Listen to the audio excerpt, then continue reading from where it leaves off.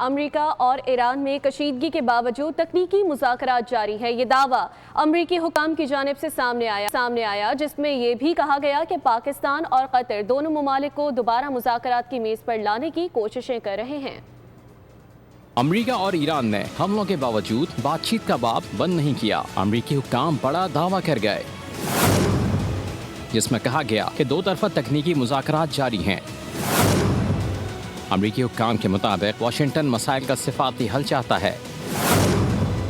غیر ملکی میڈیا نے دعویٰ کیا کہ پاکستان اور قطر ثالثی کی کوششوں میں مصروف ہیں۔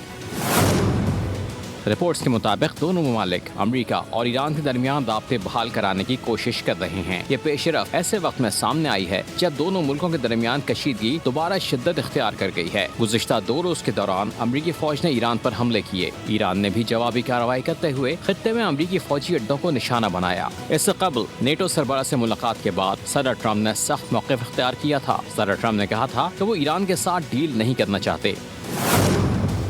ان کا کہنا تھا کہ جنگ بندی بھی ختم ہو چکی ہے۔